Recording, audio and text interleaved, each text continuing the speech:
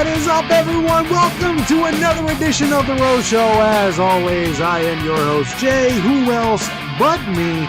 And today, I'm excited for this one. I've got a good friend of mine. His name is S.O.N. He is one of the newest editions of Long Live Evil. And man, I am thrilled to present this today. We had a great conversation, and you'll check that out here in a second. S.O.N. is honestly one of my favorite guys I've met in the underground in the last decade, and I'm not exaggerating at all. It's funny because, and you'll hear this here in a second, he used to be my least favorite for logistics reasons, obviously not because of talent or performance or anything like that, but you'll understand more here in a little bit. It's actually kind of funny. Don't hate me yet. However, I just wanted to say real quick, thank you to everyone who has been supporting the show the last couple of months. I have had a great launch to this, and I couldn't have asked for a better support system. Everyone who's been enjoying the show, don't forget to subscribe wherever you're watching or listening to this show on, whatever platform that might be. Subscribe and like. That is the best way you can help me out. And it's free. That's the best part about it. It don't cost you anything except for a little boop of your finger or thumb or whatever you use to scroll. Please, by all means, help me get the word out for this show. Let's get this even bigger than what I think it already is, if you would, please. So let's go ahead and jump right into the sponsor spot, and then we'll get to the interview. Here we go. All right, everybody, it's time to stop and let you know about today's sponsor of the show, Crazy Martin's in Piqua, Ohio, one of my favorite places in the entire world to go to. Crazy Martin's has provided their customers with quality products for over 20 years, from ashtrays to water pipes and everything in between. Stop in, check out their selection, and of course, check out their pinball machines. With over 20 pins to choose from, there is something for everyone. Crazy since 1996. I don't just say this about every place. I love going to Crazy Martin's. I've always loved going to Crazy Martin's ever since I was of age to go to Crazy Martin's. It's one of my favorite places in the entire world. Me and my wife go there almost every Sunday to play pinball machines. It is one of the funnest spots in Ohio you could possibly find. It is in Piqua, Ohio. Check out their website at www.crazymartins.com.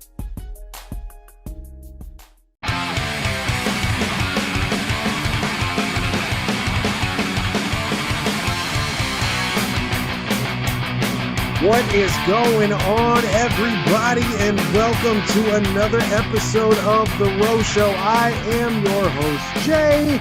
As always, who else but me, and welcome to another edition of the Unmasked Series. My guest today is someone who I have a very high opinion of, both as an artist and a human being. I've gotten a chance to work with him for the last 2 years, and I can honestly say his presence enriches wherever environment he's in. He is Long Live Evil's newest edition, and he also has the record for the artist who has given me the most heart attacks, because he likes to bring the crowd from the crowd on the stage. And each time I'm just praying to whatever God there might be that the stage doesn't collapse, but I love him to death. He is my homie S.O.N. My brother, how are we doing today? Beautiful, Jay. Beautiful. It's good to be here, man. Thank you for fucking having me on. Yeah, absolutely, dude. I wanted to take the opportunity to talk to you because you kind of burst onto the scene, but I really was happy you wanted to do this Unmasked Series, because I don't think anybody yet has had the opportunity to really sit down and get the story of where S.O.N. comes from, both from a background standpoint to, where we are today. So what I want to do is I want to go ahead and just let you kind of give the background history, as into the person behind the mask and how you got into underground music, my brother. Absolutely. So, man, oh, Jesus. I have been involved in this scene for as long as I can remember, for real. I found, we all kind of entered in through Juggalo shit. You know what I'm saying? I've been listening to ICP since I was like 8 years old, man. You know what I mean? I moved to Sharon, Pennsylvania when I was around 8. And my next door neighbor, Doug, I used to hang out with him a lot and shit. And I'd go over there. We played Need for Speed Hot Pursuit. And one day he had Malenko playing on his fucking boombox. And I've never in my life had anything grab me like that. You know what I mean? Like, it was instantaneous. It was like, yo, what the fuck is that? And honestly, it's just been a constant steamroll to this moment. I feel like everything good that has come in my life, and some bad, But I feel like everything good that has come in my life has really come from this art form. And I don't know, man. It's cool to be able now to add to it. You know what I'm saying? To like appreciate something your whole life and then be able to add to it as an adult. Just it's a very proud feeling. Yeah, I totally understand what you're saying, but I want to ask one question because I'm always interested to see what everybody says because you're substantially younger than me. I'm 37, so and you're how old again? 29, 29. I'm turning 30 in April. Yeah. So we're kind of our generation coming into the scene are probably different. What were the first couple of records that got you into underground? Because for me, it was Jekyll Brothers and Malenko. Those were the two that I was really introduced into and really hung on to. You said another one of your homies kind of had the disc. What albums did you attach to more than anything? And it could be ICP, it could be Twisted, ABK, Blaze, So like anybody at all. What Malenko for sure, right?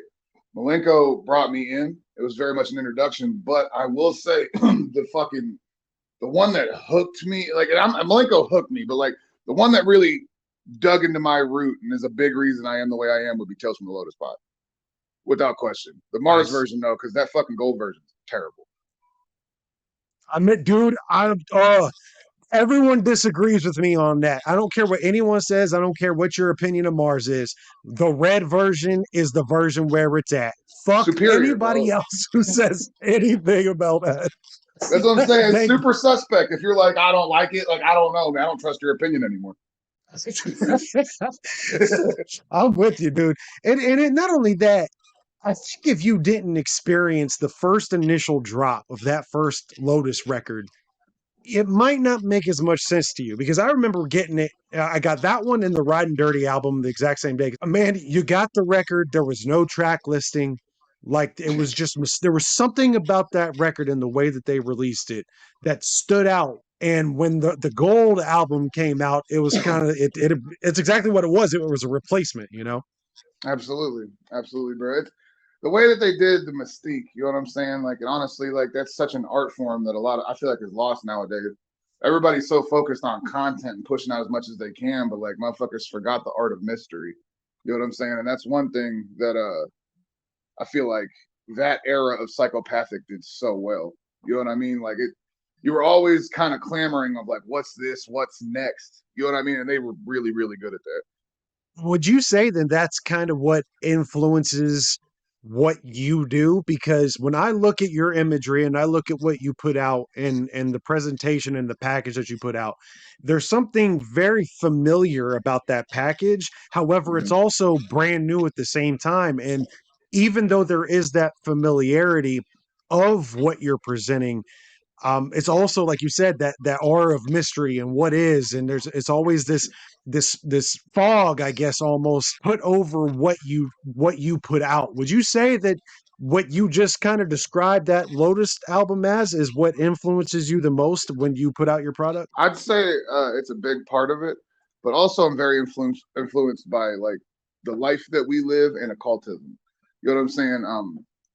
Life is mysterious, bro. Like every passing day is a new experience. You know what I mean? And like to be able to package it with meaning. And I'm not saying that Tales from Lotus Pod wasn't packaged with meaning, but when I do it, it's not just a bunch of cryptic bullshit. You know what I'm saying? It's not really just to keep you Yeah. hooked. There's actual like hidden meaning in pretty much everything I do when it comes to the packaging and presentation. So uh yeah, I would definitely say Tales from Lotus Pod influenced it, but I wouldn't say it's the full thing.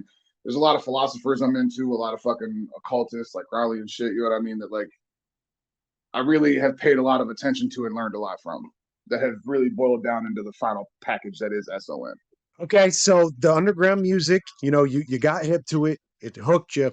At what point were you like, you know what, I want to try my hand at doing this myself? And how did that journey for you start to the point where you were like, okay, I'm going to do this, for real? Um, well, I would say that my love for underground music and my start as a rapper were actually separate. Um, the same guy that got me into the underground music, though, Doug, man, like him and his boys would all do freestyle circles, and I was hanging out with him when I was a fucking baby. You know what I mean? And after watching them for a while, I was like, yo, I kind of want to try that. And like over time, I ended up just tearing those circles the fuck up. You know what I mean? And I really started to fall in love with the craft because, like, at the time, it was just all off the top of the head, though, and I was really good at it then. I don't know, not so much now, but I just really fell head over heels in love with the idea of being able to go into flow state and say whatever I want and to be able to craft words like pictures almost, like how Eight Legs draws. You know what I mean? Like it would all flow out and it would paint something beautiful, and that's really what grabbed me. For a while when I first started, I was a rap, I was hanging out in the hood, I was rapping hood shit or whatever. And then after a while though, all of my like life experiences kind of boiled down and my inspirations really got like sunk into my heart. And I started to figure out what I like to do and what made me and original. And that's when the horror aspect really got added. And I can honestly, I spent a lot of time with AXE back in the day too, obviously, and a lot of time with Joe and Bill, and they inspired the fuck out of me as well as Low Key. If we were going to talk about underground rappers that really pushed, I wouldn't say pushed, but really inspired me to end up being what I am today, it would be Billy Obey, Joe Black, and Low Key. This wasn't a part of the original question list that I had for today, but I'm glad you brought up the name Loki. Why do you think it is that people don't really give him the credit that is due for being such an underground mega soldier for all the years that he was and still is to this day, with when he does, come back around? Why do you think people kind of overlook him? Because that dude's been putting in work. Man, he's been putting in work before most people's teenagers were born. You know what I'm saying? But it seems like he's Bro, always overlooked. first thing I'm going to say on this question, Low Key is my favorite artist. Like I think out of all genres, I listen to Loke a lot, man. I just think that he's very different, ahead of the curve, and talented as fuck. Listening to him since I was a kid, like you said, dude, he's been around for a long time. Um, and I think I have a pretty correct assumption as to why that happens, man. So what we are in a scene where the platform is gatekeep, like the gate is kept on the platform. You know what I'm saying? And people like to point fingers at the lower echelon, say people are gatekeeping down there, but in reality, the upper crust is who's gatekeeping. And the only people that get fully platformed here are people that those said elite on the top point at. And the crowd seems to flock that way. Loke, myself, AXC, super famous fun time guys, Clockwork, even like a lot of these cats down here, man, like we are inspired by the wicked shit. You know what I mean? By that era that we just spoke on a little bit ago. And I think that the people that are gatekeeping, I'm not going to say any names, but I think they are threatened by anything that is actually inspired by what they did. And that's why I think Loke doesn't get his just dues. I think that's why it happens to a lot of people that are ridiculously talented. I completely agree with you. And look, it's not hard to know. Everybody knows. I mean, shit. Take a look at the structure and why the structure of the big three labels have never changed. And here's something else. And again, this isn't anything that I planned on talked about, but we're here, so fuck it. But one of the things that I noticed, so when I started promoting back in 2016, Mm, 2017, whatever that was, the underground was all like inches away from a complete resurgence. We had Psychopathic was doing well. M&E was selling so much merch they couldn't keep it on the bus. yeah, Yeah, that's how much shit they carried around with them and was gone almost immediately. Funk volume was on the rise. Strange music, almost every single act on Strange Music was like firing quality. on all cylinders. You know what I'm saying? Yeah. LSP's roster at that time, the best at that point, and granted that was around the time I think when Gino had just passed, but even Rest in still, peace, Gino, like dude. they were firing on all cylinders. The underground was inches away from a complete resurgence, and I don't care. Anybody can hate on me if they want. All I'm doing is just repeating history. Two assholes with egos the size of Alaska burned the entire thing down in one night. Yep. Why would anybody who actually cared about the scene not see how close it was that everybody was going to have this huge resurgence? Why would anybody who actually cares about the progression of the scene fuck everything up that way and still haven't fixed it? because it's all about them, man. In their head, it's all Right. about them. And this is something that I can't get behind or respect. See, when I was coming up and I was fucking, I was just a juggalo. I was just paying attention and shit. I never thought that of these people. But the more time that fucking passed, dude, and like the more actions that I saw, like you just said, it made it very clear that it's not about anybody but them. It's just selfish, ego-driven bullshit. You know what I'm saying? And I'm a firm believer in manifesting your reality. You know what I'm saying? And anybody that operates like that isn't going to manifest a good reality for themselves or those around them, regardless of what it looks like from the outside. That Yeah. type of selfishness in your heart, man, it don't set well. You know what I'm saying? And the universe don't really favor motherfuckers like that. But go ahead, continue. No, we talked about this at Aximus too. It was you, me, and Lee backstage, and we were having this conversation where one of the worst parts about becoming an artist and getting anywhere is meeting the people that you wanted to meet your entire life and working with them, and then realizing that they're the exact opposite of what you thought they would be. And the one that I'm not going to put their name on blast here, because this I'm not trying to insult anybody, but one of the first people that I was working with on a long-term basis, somebody that, like I said, was in a group I looked up to my entire life. Mm, They're one of the people, that claim to murder people like everyone else does, right? yeah, But they wouldn't use any restroom unless if it was a woman's restroom because the women's restrooms are cleanest. Jesus. And you know this detail. And what's funny is if anybody who knows hears this, they're gonna know exactly what I'm talking about because it's one of those details that you hear and just the disenfranchising starts at that point. Once they say don't meet your idols, and I don't know how true that is, but I know 99% of the idols I've met, other than one specifically, have disappointed me. And See, that's the part that sucks the hardest. so I am also a firm believer in that this entire life we live is by design.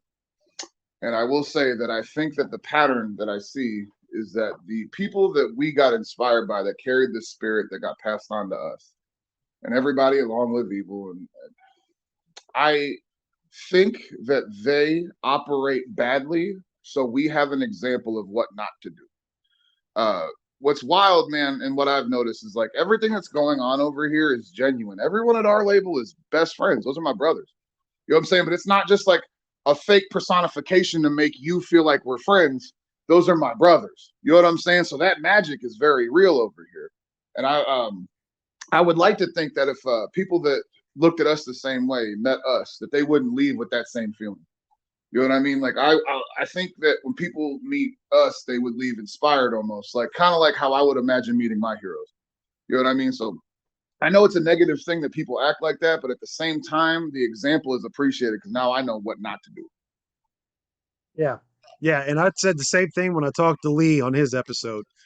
You guys, and this is the last thing I'll say about this, and I'll get back to the actual interview, but you guys are walking behind a crumbling foundation and you're rebuilding it from the ground up. It's just a reality.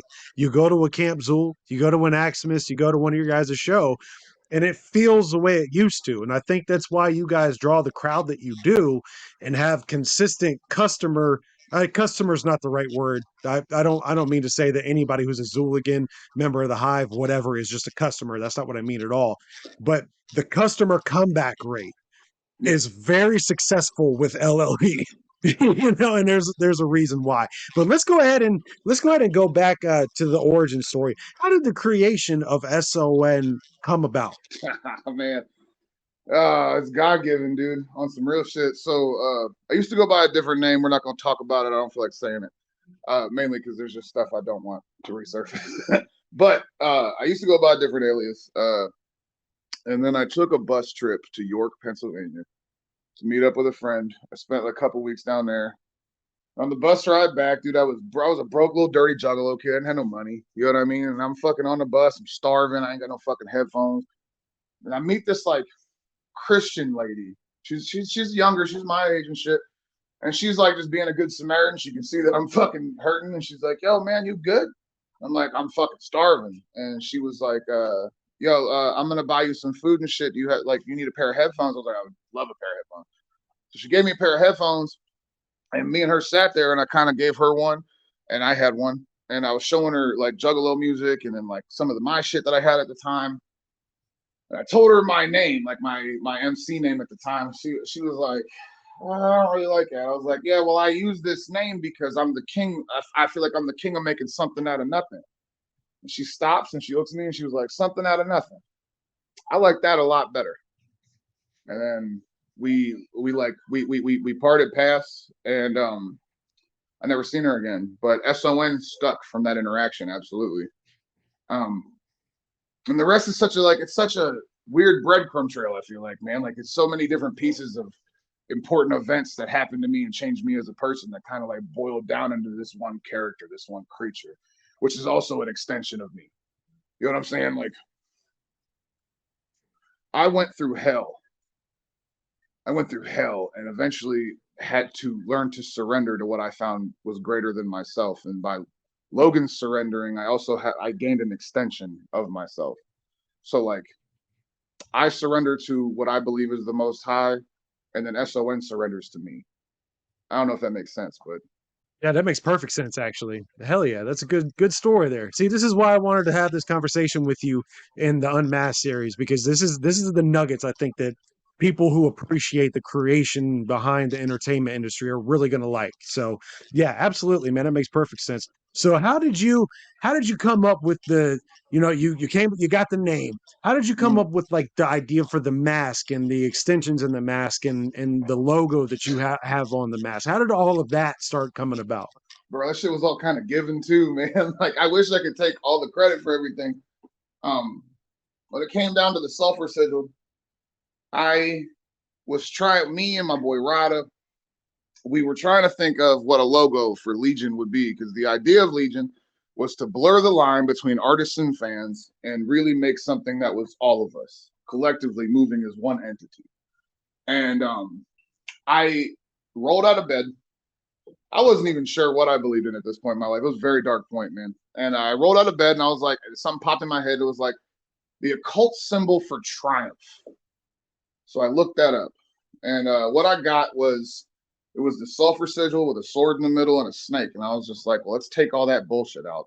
I want all that shit out the middle, that thing right there. Like it resonates with my soul. I think that's it. I sent it to Rada and he agreed.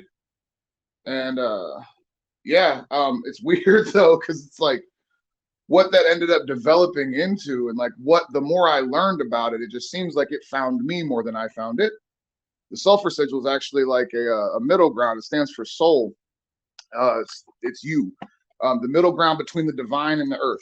You know what I'm saying? We are in the physical and in the divine realm at the same time, and that's why motherfuckers can be creators here. You know what I'm saying? All of these ideas and shit, I don't really believe that they come from us. I think they're more broadcasted to us, and it's really everything that alchemical fucking process is about, which is fucking super wild because that was never the intention at first. The mask, I was trying to figure out what expressed this shit the best. And I found this guy who was working on the Mortal Kombat movie, the last one.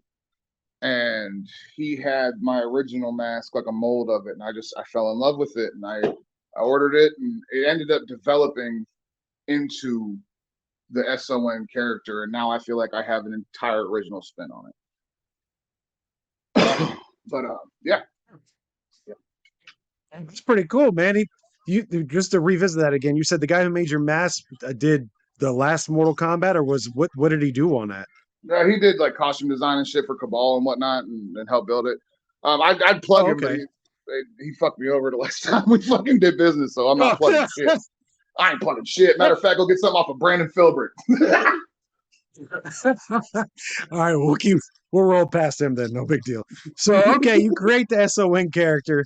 How did you end up getting to the point where you started working with the AXC guys? Because the first time I met you was Camp Zool 1. Because you've been at all three, right? If I'm not Yeah, absolutely, mistaken. Yeah. absolutely. Okay. So yeah, I first met you then at Camp Zool 1 because I remember how fucking cold it was.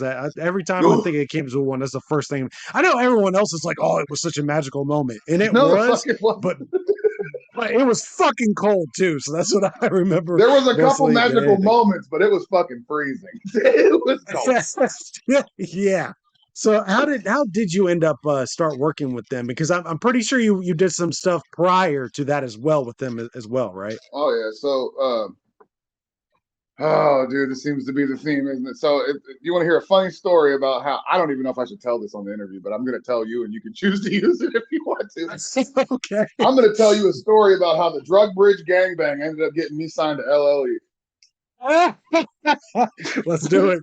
All right. So I was a young juggalo. I think it was my fourth gathering. I haven't really missed one. Like, fuck, I think this one will be my 16th.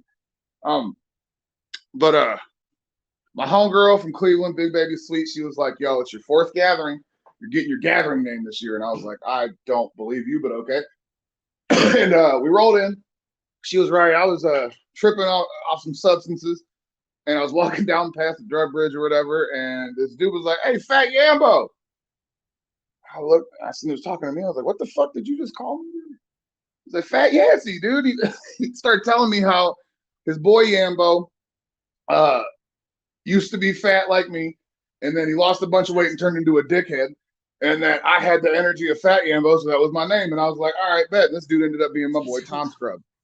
Tom Scrub's a Portsmouth ninja that actually came up with all the AXE boys, and well, at least Joe and Bill. And we ended up kicking it, and that introduced me to a few friend circles, and those few friend circles ended up introducing me to Bill. And then I remember Bill hit me up on the internet. He's like, "Yo, I heard you do music and shit." This is like before Head of Horns came out. And I sent him what I had at the time. And eventually him and Joe actually came out to Sharon, PA to hang out with me because we were just planning business and whatnot. And that was the first time I'd actually met him. We went to this local bar we had on lock and fucking played Morton's List in that bitch. It was super dope. And then eventually I ended up moving in with Joe. I remember they were making Psycho at that point, and I ended up on a couple of songs on it. And at the time, I was also doing like hype man work for them for a little bit, and then my daughter was born, so I left. We've always just been friends since then, dude. Like we've been brothers. There's really been no separation. There's just been time in between of us kicking it. You know what I mean? And during the pandemic, dude, Bill hit me up. He's like, "Yo, I'm making beats," and that's when we fucking went 10 toes down and made Grand Size, and the rest is fucking history. So I want to ask you this, but there is going to be a follow-up if the answer is yes. So Okay. were you with them at the last gathering they played? What was it? The Brews and Blunts? What did they call that set that they did? So the Blunts and Brews thing was actually that was originally my party. I'm not trying to swing my dick around about it or anything, but like originally, so I got booked for the gathering in 2015, and we did the Blunts and Brew. It was a Silver Tray Blunts and Brews party, the first one, and then the next year AX and I had AXE come split my set with me, and then the next year they did Blunts and Brews 2, and I came out on their set. And then I think the last year they did the gathering though, we didn't do no Blunts and Brews shit. They had that like carousel stage joint, brought like Okay, so the last Blunts and Brews show that they did, I was in yeah, the crowd watching, yeah, and I've I've always thought you looked familiar to me. Were you on stage with them? yeah, yeah. I performed that night with them. Yeah, absolutely. Yeah, right. Okay, that's what I thought. Okay, so I had throughout the entire gathering, there was only one more experience than that show where I was more annihilated, dude. Whoever was the druid in front of me just kept throwing me fucking blunt after beer after blunt after beer after blunt after beer. Dude, I literally crawled back to my tent, and from where that stage was that year, it was maybe a 2-minute walk, and it took me every bit of 20 minutes to get back after that show. God, I had a great time. Means we did a good job, dude. Hell yeah. Yeah. And what's funny is I just at one point I couldn't keep smoking them, so I just kept sticking it in my pocket. Like that one show supplied my habit for the rest of the gathering at that You point. little motherfucker. Yeah, Got that a was a pocket great full of time, man. blunts, dude. That it was, dude. It was fucking a lot of fun. Yeah, but it's crazy how the universe works because and who else was in the crowd at that point? Jared Savage. Like we've all been connected, and I'm just like you. when it comes to the working of the universe, and I understand a lot of people don't believe in a higher power, and that's fine. I have no Yeah, problem with that, but I do. And when you look at how intertwined phew, everyone's life has been, it's insane. Like, and I don't know if you even know this or not. My first day as a promoter was Lee's first day as Knox, and that's wild, bro. with yeah, he booked that show that I was the promoter for the show that it was his very first show, Yeah. and we've been best friends ever since. Even crazier, there was an act that I had to ask not to come because we had too many people on the bill because whoever was booking openers didn't do the right diligence when it came to booking these acts. So I had to pick either Knox or this group called Alazulalu. That was my two options, and I asked Alazulalu to stay home. Tell me there's not a plan, bro. Dog, uh, when you start to see it, right? I mean, I feel like people that don't see it, they don't want to see it. And I completely respect you know what I'm saying, your decision as a person. But when you start to see how connected everything is, like it gets a little suffocating almost, dude. It's wild. Like I've said multiple times, I just definitely believe all of this to be by design, and I don't think anything is on accident. Yeah, I 100% agree with you. So you said one of your goals was you wanted to blur the line between artist and fan. Yes. Is that what some of the stuff you do as far as you call your group of followers the hive, which is obviously a collective, it's not just one. You are the hive, we are one. That is a song you have. You Yeah. bring people on stage on your very last song so they can be a part of what you do. Is that's the goal? That's what ties everything around, is you're trying to blur the line between artists and fans. That's what you said? So yeah, absolutely. And I'll say we have a code of conduct in Legion. There's a couple different things. As above, so below, but never above or below anyone else. And I am my brother's keeper. I am my brother's student. I am my brother's teacher. You feel me? So these moments, right? The end of the show, it's a grand finale. You know what I mean? And the reason I have everybody up there is because I want to share that moment. This is our moment. This isn't just me. We're not just celebrating me. We're celebrating us because when I was making Granite Size, like quarter halfway through, I had to ask myself, like, what is the intention behind this? And the only thing I could mutter in my head was to make a beacon for people that lived on the same frequency as me because I felt alone. And it worked. See, intentions are everything, at least in my opinion. And music is sorcery. You know what I'm saying? And when we put together a collective piece of work, it doesn't even really matter the words we say, it's the intention behind them that gives them their power. So when people connect to this, man, it all goes back to that moment of me setting my intention. And I feel like the mission and the celebration needs to be shared amongst all of us. You know what I'm saying? Because we're all deserving. There is no line between me and you. We're all fantastic. We are all great. I don't want anyone to feel like I'm too fucking cool to relate to people. You know what I'm saying? Because the only reason I'm doing this is to create culture, is to heal myself and create culture for other people, and hopefully inspire somebody along the way.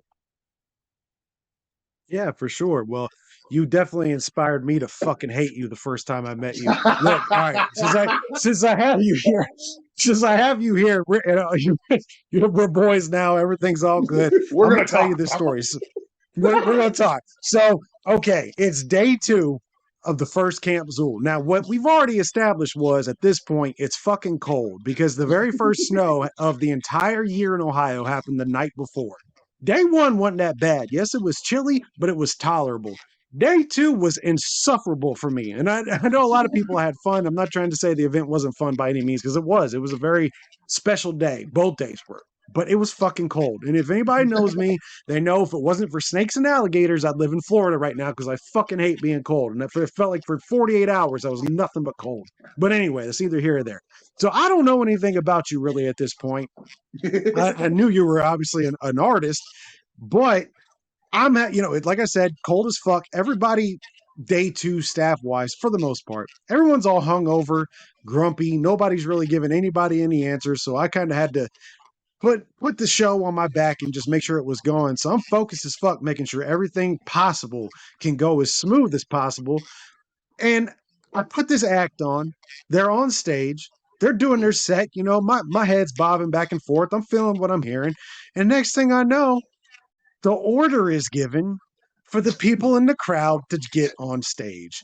And my first thought is, okay, he's probably got a couple plants. Here's one person coming up. All right, there's two people. Well, wait a minute. They're pulling more people.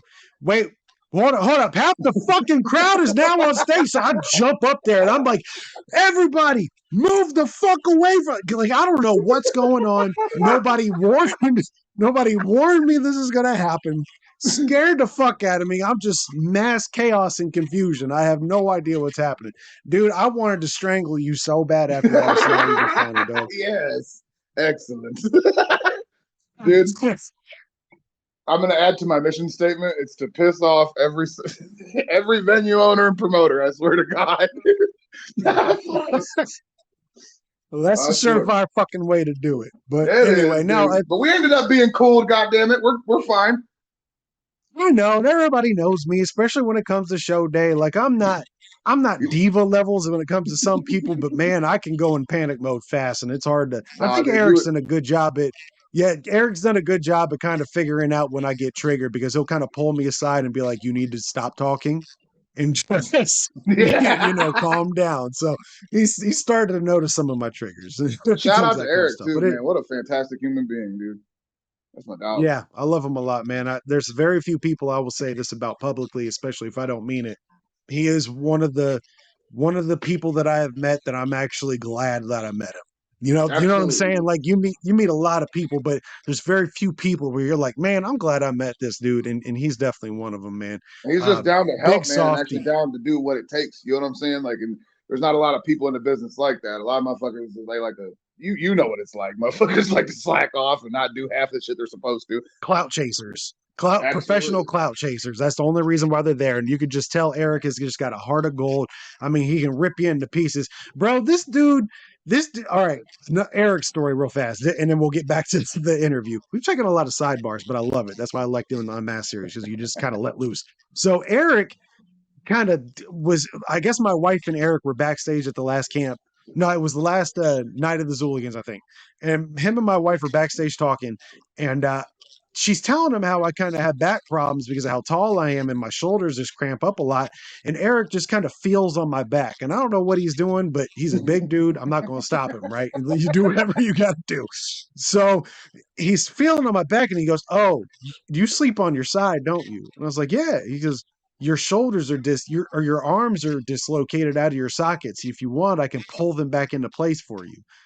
And I'm like, "Okay." And if you know who Eric is makes me look tiny. He's a So big I'm like, boy, "All right, dude. let's do this."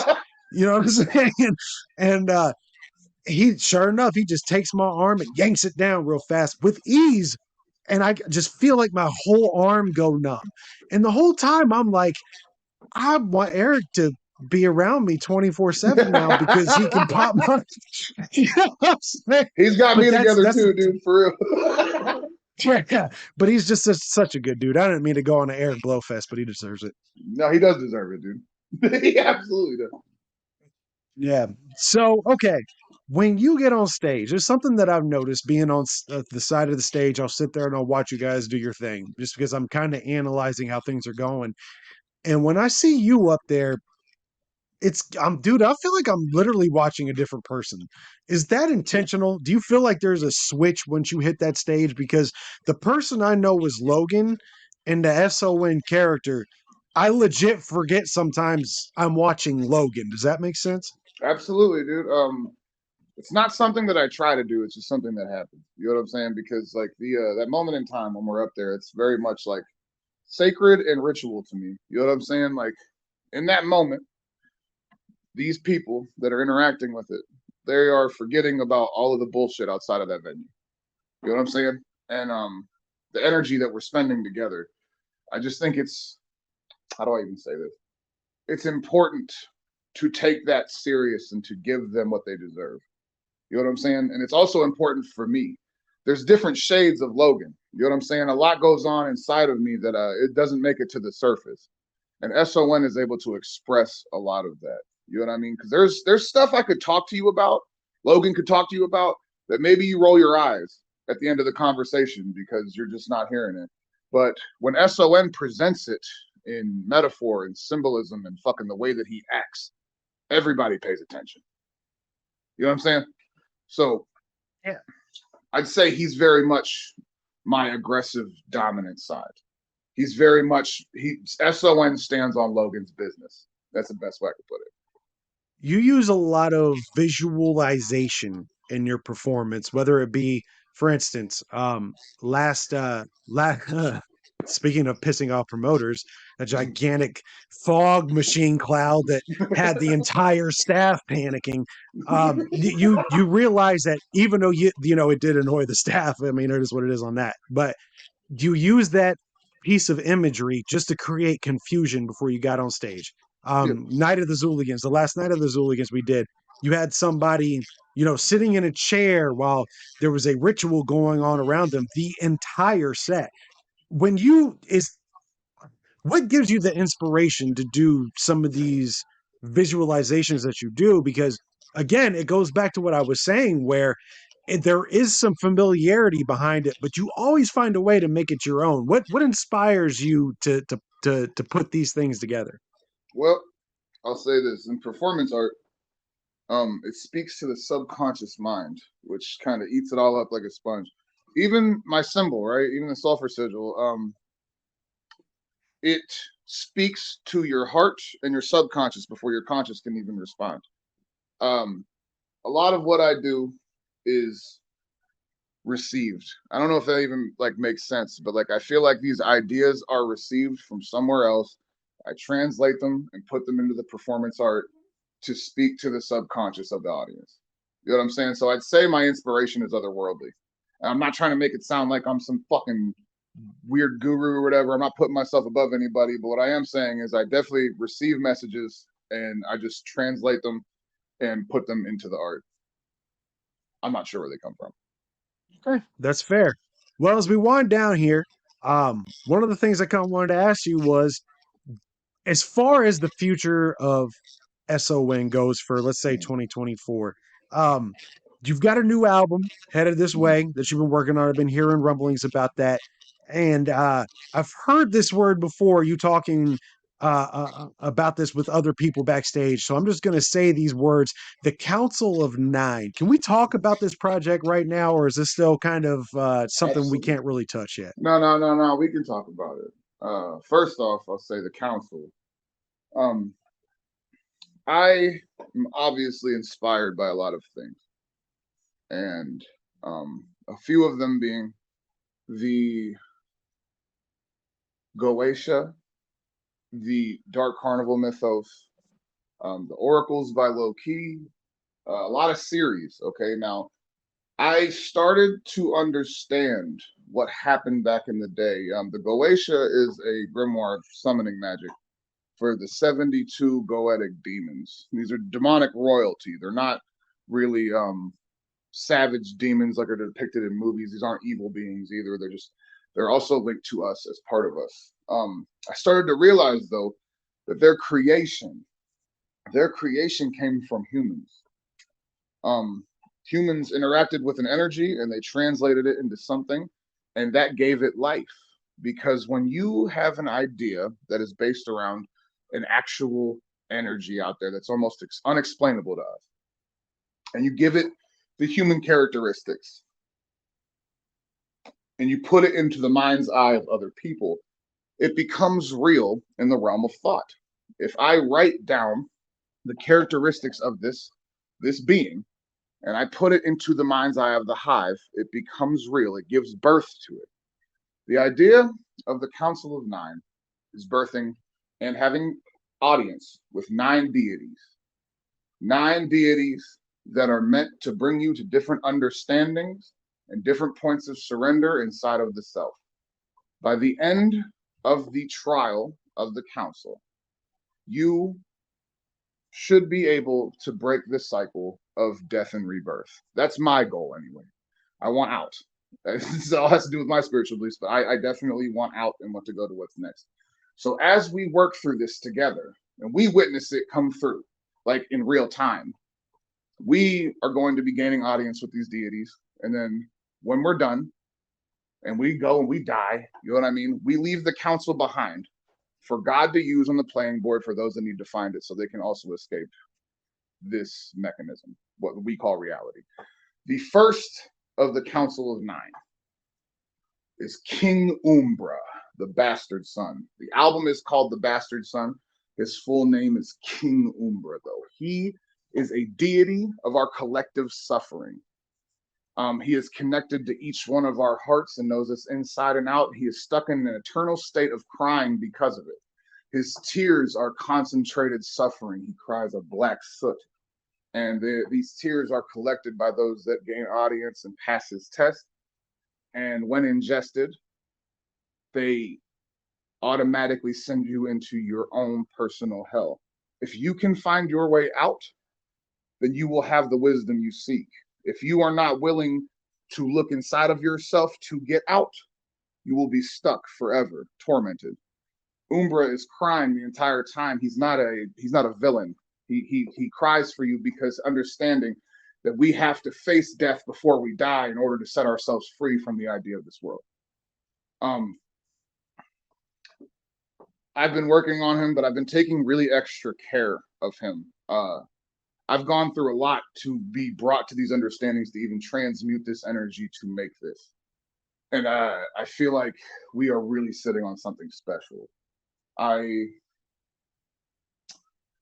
really believe he will emerge in the later spring, in the earlier summer, but I don't want to put a date on it right now because I don't want to jinx myself.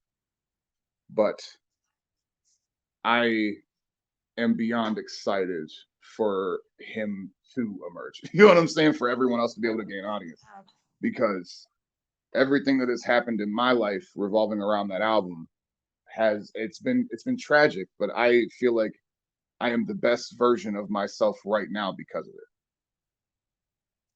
it. Just your description alone, man, has me hype as fuck for it too, man. That sounds really fucking cool. So we'll be looking forward to that for sure. Well, last question, and then we'll wrap this one up. All right. What is something that if someone heard this about you, whether it be a dorky tendency, something you're into, a show, a movie that you love, whatever it is, what is something that someone would hear about you and they would go, "Wow, really? He's into that?" Dude, my entire music taste. I Like listen to a what? lot of I listen to a lot of 80s music, bro. I listen to a lot of like Frank Sinatra and oldies. I listen to fucking a lot of vaporwave recently. I've been obsessed with the vaporwave shit, dude. But like I like a lot of synth music. I don't know, dude. Like I don't I'm a hip hop head too, but like it's just been lately, man. Like I don't know. I'll go from Madonna to Frank to fucking Clearance, the revival and shit. I can't say the fucking name. I don't know. It gets me tongue tied, but like I don't know, dude. I'm all over the place with my music taste. But all right, man. Well, I want to take the second to say thank you for sitting down with me today, man. It's been an absolute pleasure. I knew this was going to be a great one just because I know I've spoken to you multiple times since over the last 2 years. We've had private conversations. You know exactly how I feel about your future. And for Absolutely. those that don't, I think this kid's got a bright one. So, thanks a lot for joining me today. And I always give the last couple of minutes to my guest. If there's anything specifically you want to plug, the floor is yours, bro. Thank you, brother. Thank you for having me, Jay. First off, shout out to you. Shout out to everybody. Long live evil. You know what I'm saying? I don't gotta say all your fucking names. Apollo Exodus, Clockwork E, fucking MJ, my partner in all this, fucking everybody in Legion, Rada, Luke the Goon. I just appreciate everybody that has given energy to the mission and believed in what's going on. You know what I'm saying? Just I don't know, man. Shout out to anybody that's really held me down as a person, as an artist. If you fucking as a fan, if you fucking connected with this, I love you and I appreciate you so much. And I can't wait for everybody to see what the fuck is next. I think we got the Super Show coming up in Youngstown, Ohio on March 16th. That's my first show back. I've been in the middle of a hiatus. Yeah, I don't know. I'm excited, dude. 2024 is ours. We already got this bitch in the chokehold. Let's fucking go. Legion in this bitch. All right, my dude. Thanks again, man. I appreciate you. Anytime, Jay. Love you, bub.